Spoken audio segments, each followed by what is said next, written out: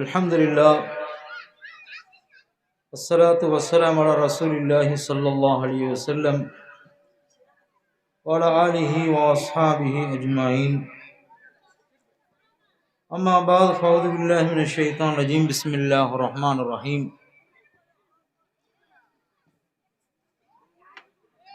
Ya ayyuhalladhina amanu ittaqullaha haqqa tuqatihi wa la tamutunna illa wa antum muslimun.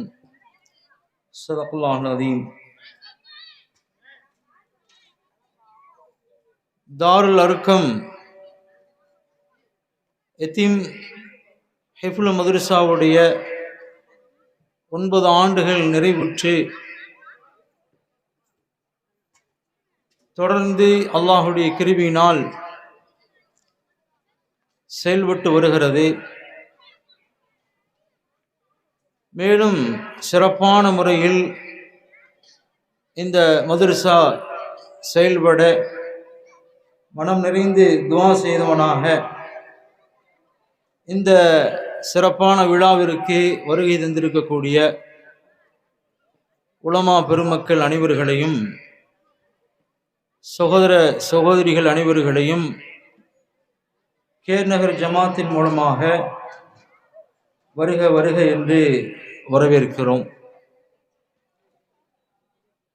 குர்ஆன் அல்லாஹ்வால் அருளப்பட்ட கடைசி வேதமாக இருக்கிறது. நம்முடைய ஈமானும் அதில் உறுதியாக இருக்கிறது. ஏனைய முந்தைய வேதங்கள் எல்லாம்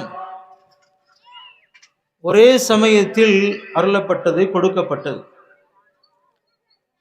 தௌராத்துடைய வேதம் மூசா அலைஹிஸ்ஸலாத்து வஸ்ஸலாம் அவர்களுக்கு அருளப்பட்டது. தூர் சீனா மலைக்கு வர வைத்து ஒட்டுமொத்த வேதத்தையும் அல்லாஹ் தஆலா தந்து விட்டார். அதே போல தாவூத் அலைஹிஸ்ஸலாத்து வஸ்ஸலாம் அவருக்கு ஜபூருடைய வேதத்தையும் ஒரே நேரத்தில் ஒட்டுமொத்தமாக கொடுத்து விட்டார். இன்ஜீலுடைய வேதத்தை ஹஸரத் ஈசா அலைஹிஸ்ஸலாத்து வஸ்ஸலாம் அவர்களுக்கு ஒரே நேரத்தில் தந்து விட்டார். அந்தந்த நபிமார்கள் இருக்கும் வரையிலும் அந்த வேதம் அப்படியே பாதுகாக்கப்பட்டது. நபிமார்கள் இறந்த பிறகு அதை கற்றறிந்த மார்க்க அறிஞர்கள் எல்லாம் சூழ்நிலைக்கு தகுந்த மாதிரி தங்களுடைய விருப்பத்திற்கேற்றவாறு முன் வேதங்களிலே பலவிதமான குளறுபடிகளை செய்துவிட்டார்கள். மனித சமுதாயத்திற்கு கடைசியாக அருளப்பெற்ற குர்ஆன், இதுவும் அல்லாஹ்வால் அருளப்பெற்ற வேதம். ஆனால் இந்த வேதத்தை அல்லாஹ் தஆலா 23 ஆண்டு காலமாக கொஞ்சம் கொஞ்சமாக, சில சந்தர்ப்பத்தில் ஒரு ஆயத்து மட்டும், சில சந்தர்ப்பங்களில் 2-3 ஆயத்துகள், சில சந்தர்ப்பங்களில் ஒரு சூறாவாக, இப்படியாக 23 ஆண்டுகள் பெருமானார் ஸல்லல்லாஹு அலைஹி வஸல்லம் அவர்களுக்கு அருளப்பெற்ற முழுமையாக்கப்பட்ட வேதமாக இருக்கிறது. பெருமானார் ஸல்லல்லாஹு அலைஹி வஸல்லம் அவர்களுக்கு குர்ஆன் அருளப்பெற்று 1400 ஆண்டுகளுக்கு மேல் கடந்தும் அன்று எவ்வாறு அருளப்பெற்றதோ அதே போல இன்றளவும் பாதுகாக்கப்படுகிறது. ஒரு எழுத்து மாறாமல், ஒரு சொல் மாறாமல் அப்படியே பாதுகாக்கப்படுகிறது. குர்ஆனில் அல்லாஹ் தஆலா இன்னா நஹ்னு நஸ்ஸல்னா ذிக்ர வ இன்னா லஹு லஹாஃபிதூன், நாமே இந்த குர்ஆனை அருளினோம், இந்த குர்ஆனை நாமளே பாதுகாப்போம் என்று அல்லாஹ் தஆலா குர்ஆனுக்கு பொறுப்பெடுத்து கொண்டார். இந்த ஆயத்திற்கு உலமா பெருமக்கள் விளக்கம் சொல்லுகின்ற பொழுது அல்லாஹ் தஆலா குர்ஆனை பாதுகாப்பதாக பொறுப்பெடுத்து கொண்டான். அது யதார்த்தமாக நம்முடைய பார்வைக்கு முன்னால் உதாரணமாக சொல்லுகின்ற பொழுது உலமாக்கள் சொல்லுவார்கள், மக்தபு மதரசாக்களையும் இது போன்ற ஹிஃபுல் மதரசாக்களையும் உதாரணமாக சொல்லுவார்கள். மக்தபு மதரசா ஹிஃபுல் செய்கின்ற மதாரிசுகள் எல்லாமே குர்ஆனை பாதுகாப்பதற்காக அல்லாஹ் தேர்வு செய்திருக்கிறான். ஆகவேதான் குர்ஆன் இன்று வரையிலும் பாதுகாக்கப்படுகிறது.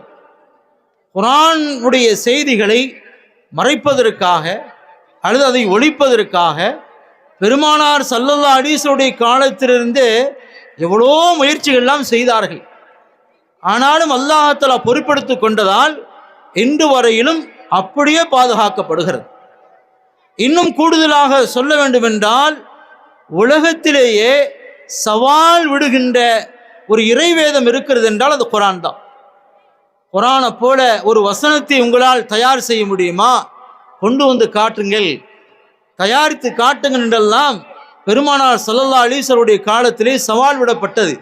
இன்று வரைக்கும் சவால் இருக்கிறது. ஆனால் அது இன்று வரையிலும் யாரும் அதை முறியடிக்க முடியவில்லை. ஃபஇல்லம் தஃபாலு வலன் தஃபாலு ஃபத்தகுன்னார், உங்களால் செய்ய முடியாது என்று அல்லாஹ் தஆலா சொல்லுகிறான்.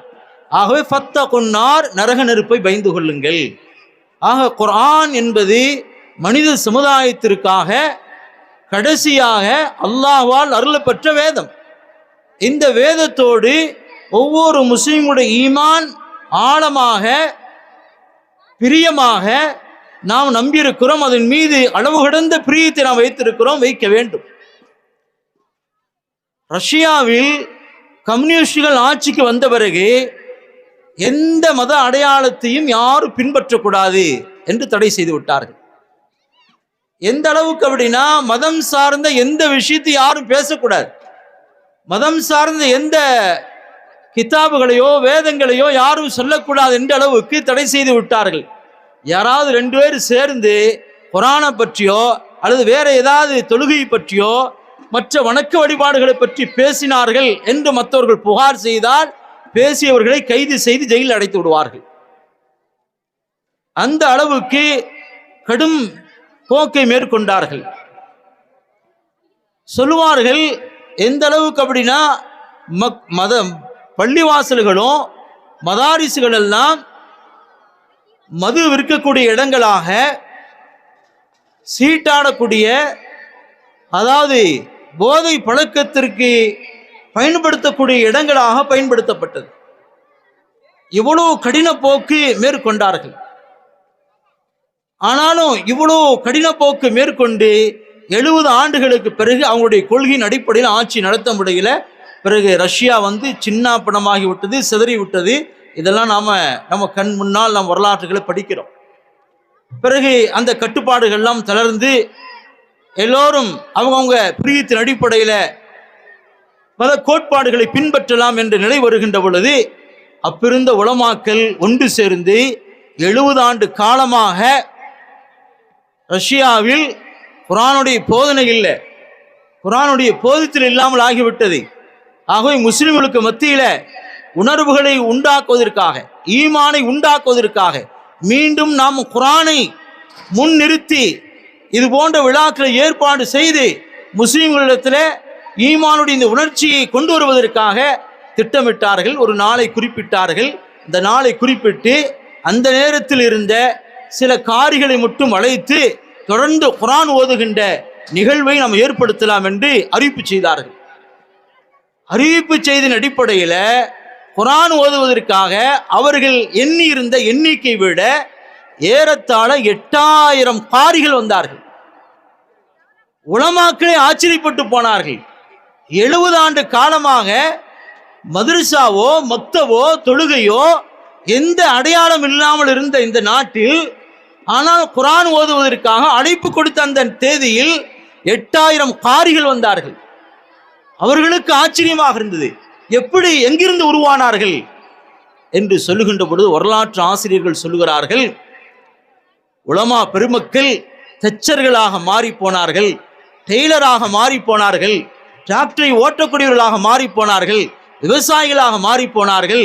இன்னும் சொல்ல போனால் எந்த அளவுக்கு அப்படின்னா, சில கபிரிஸ்தான்ல அறைகள் கட்டி அங்கு மாணவர்களை மையத்தானதை போல ஆக்கி கொண்டு போய் என்ன செய்தார்கள், இந்த அறையில விட்டு குர்ஆனை ஓத வைத்து மனப்பாடம் செய்ய வைத்தார்கள்.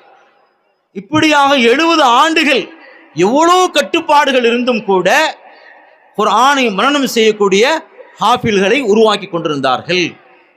இப்போ குர்ஆனை அல்லாஹ் தஆலா பாதுகாப்பதாக பொறுப்பெடுத்துக் கொண்டார்.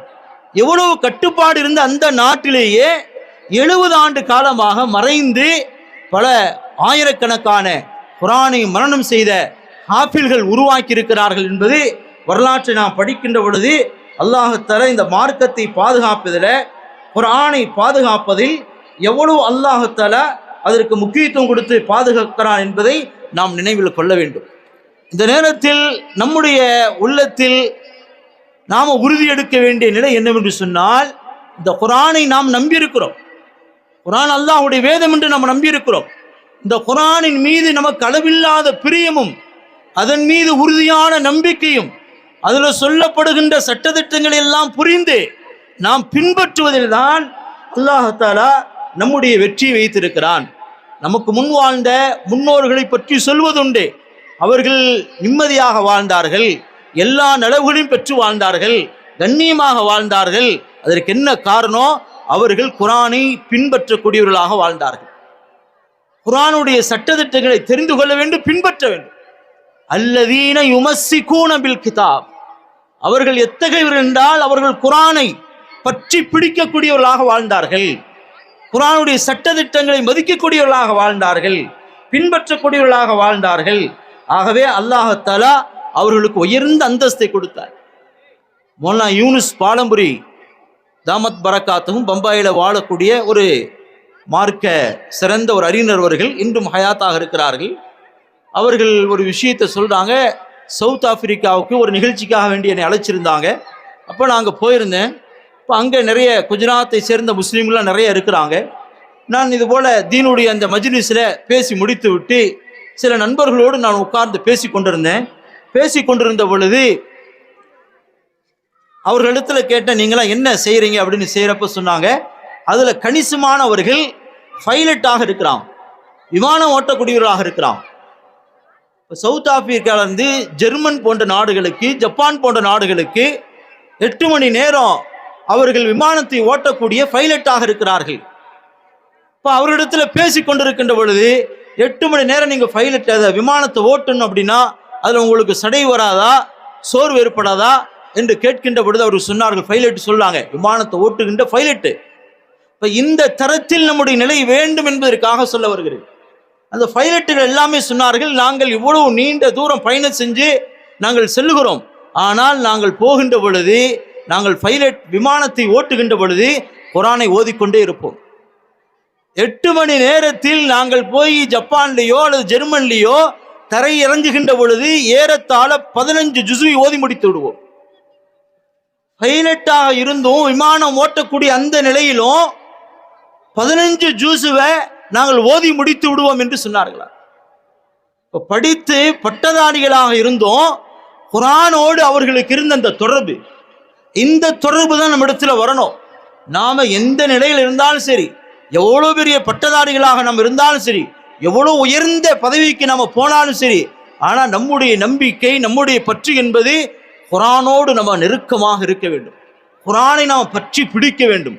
குர்ஆனுடைய முஸ்லீம்களாக நம்ம வாழ வேண்டும். குர்ஆனின் மீது அளவில்லாத அன்பு நமக்கு இருக்க வேண்டும். ஆகவே உலமாக்கள் சொல்வார்கள், குர்ஆனை கட்டி அணைப்பது, குர்ஆனை தலையில் வைப்பது, குர்ஆனை முத்தமிடுவது, குர்ஆனை பார்ப்பது, இவைகள் எல்லாமே நன்மைக்குரிய அமல், சவாபுக்குரிய அமல் என்று நமக்கு மார்க்கம் சொல்லுது. ஒரு சாதாரண ஒரு விவசாயி, இமாம் ஷாஃபி ரஹ்மத்துல்லாஹி அலைஹி காலத்தில் வாழ்ந்த ஒரு விவசாயி, அவருக்கு ஒரு பெண் குழந்தை பிறந்துருச்சு. இப்போ ஊர் ஜனங்கள் எல்லாம் வந்தாங்க. இப்போ அந்த நேரத்தில் அந்த விவசாயி தனக்கு பெண் குழந்தை பிறந்திருக்கு. அவர் அந்த நேரத்தில் சத்தியமிட்டு சொன்னார், எனக்கு அல்லாஹ் தஆலா பெண் குழந்தையை தந்திருக்கிறான், இந்த குழந்தையை நான் நல்லா வளர்த்து இந்த குழந்தையை பெருசாகி நான் திருமணம் செய்து கொடுக்கின்ற பொழுது விலை உயர்ந்த பொருளை நான் கொடுத்துதான் திருமணம் செய்து வைப்பேன் என்று அல்லாஹ் மேல சத்தியமிட்டார். 18 வருஷம் ஆயிடுச்சு. அந்த விவசாயி அதே நிலையில தான் இருக்கார்.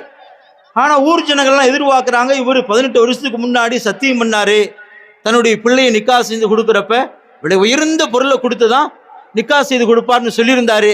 அதனால வேற ஏதாவது அவர் சேர்த்து வச்சிருப்பாரோ, அவர் வீட்டில் அந்த பெண்ணை கேட்கலாமா அப்படி எல்லாரும் எதிர்பார்த்தாங்க. ஆனா அவரு 18 வருஷத்துக்கு முன்னாடி எந்த நிலையில இருந்தாரோ அதே நிலையில தான் இருந்தாரே தவிர அவருடைய உலக ஆதாய செல்வங்கள் அவர் நிறைய சம்பாதித்தது மாதிரியோ பணங்காசை சேர்த்த மாதிரிலாம் தெரியல. ஆனால் இப்போ இந்த மனுஷன் சத்தியம் பண்ணியிருக்காரு, என்ன செய்ய போறார் என்று அவரை குறித்து மக்கள் எல்லாம் எண்ணிக்கொண்டிருக்கின்ற பொழுது அந்த விவசாயி யோசிச்சாரு, நம்ம இப்படி சத்தியம் பண்ணணும், ஆனால் அந்த சத்தியத்தை இப்போ நிறைவேற்றக்கூடிய அளவுக்கு நம்மிடத்துல காசு பணம் இல்லை, செல்வம் இல்லை, என்ன செய்யறது? நேராக போய் இமாம் ஷாஃபி ரஹ்மத்துல்லாஹி அலைஹி அவங்கள்ட்ட போய், ஹஜ்ரத் நான் இப்படி சத்தியம் பண்ணினேன், ஆனால் என்னுடைய பிள்ளைக்கு சொத்து சேர்த்து வைக்கல, இன்னும் யதார்த்த அந்த விவசாயத்தான் இருக்கிறேன் என்று கேட்கின்ற பொழுது இமாம் ஷாஃபி ரஹ்மத்துல்லாஹி அலைஹி சொன்னார்களாம், உங்களுடைய பிள்ளைக்கு குர்ஆனை கற்றுக் கொடுங்கள். குர்ஆனை கற்றுக் கொடுப்பதை விட சிறந்த செல்வம் உலகத்தில் கிடையாது. ஆகவே உங்களுடைய பிள்ளைக்கு குர்ஆனை கற்றுக் கொடுங்கள் என்று இமாம் ஷாஃபி ரஹ்மத்துல்லாஹி அலைஹி சொன்ன பொழுது அந்த விவசாயி இந்த உண்மை நிலையை உணர்ந்தார். பிறகு அதற்கப்புறம் தன்னுடைய அந்த பெண் பிள்ளைக்கு குர்ஆனை கற்றுக் கொடுத்தார். குர்ஆனை கற்றுக் கொடுப்பது இது பெற்றோர்கள் தங்களுடைய பிள்ளைகள் மீது இருக்கக்கூடிய கடமை, ஒரு பொறுப்பாகும். நம்முடைய பிள்ளைகளுக்கு நாம் குர்ஆனை கற்றுத்தர வேண்டும், அதற்குண்டான வகைகளை நாம் அமைத்து தர வேண்டும். அல்லாஹ் தஆலா அதற்கு தௌஃபீக் செய்வானாக. இது போன்ற மதரசாக்கள் மக்தபுகள் எல்லாமே குர்ஆனை நாம் கற்றுக்கொள்வதற்கும் குர்ஆன் படி அமல் செய்வதற்கும் குர்ஆனை விளங்குவதற்கும் அல்லாஹ் தஆலா இது போன்ற மக்தபு மதாரிஸ்களை தந்திருக்கிறான். அந்த அடிப்படையில் தாருல் அர்கம் எத்தீம் ஹிஃபுல் மதரசாவுடைய இந்த மதரசா தொடர்ந்து சிறப்பாக வந்து கொண்டிருக்கிறது. நாம் அதை பார்த்து கொண்டிருக்கிறோம். அல்லாஹ் தஆலா இந்த மதரசாவுக்கு தேவையான எல்லா நிலவுகளையும் நிறைவாக அல்லாஹ் தஆலா தந்துருவானாக. இதற்காக எல்லா வகையிலும் ஒத்துழைப்பாக இருக்கக்கூடிய, உதவி செய்யக்கூடிய எல்லா நல்ல உள்ளங்களுக்கும் எல்லா வகையிலும் நிறைவான பரக்காத்துகள் அல்லாஹ் தஆலா தந்துருவானாக. இன்ஷா அல்லாஹ் என்னை தொடர்ந்து அடுத்து சிறந்த உலமாக்கள் எல்லாம் பேச இருக்கிறார்கள். ஜமாத்தார்கள் அமைதியாக சொல்லுகின்ற விஷயத்தில் கவனமாக கேட்டு அது நம்முடைய வாழ்க்கையில் பின்பற்ற வேண்டும். அல்லாஹ் தஆலா அதற்கு தௌஃபீக் செய்வானாக. இந்த மதரசா மேலும் சிறப்பாக நடக்க கேர்நகர் ஜமாத்தின் மூலமாக வாழ்த்துவோமாக, துவா செய்வோமாக. வாஹிரு தஅவானா அனில் ஹம்துலில்லாஹி ரப்பில் ஆலமீன். அஸ்ஸலாமு அலைக்கும் வரஹ்மத்துல்லாஹி வபரகாத்துஹு. வலைக்கும் ஸலாம் வரஹ்மத்துல்லாஹி வபரகாத்துஹு.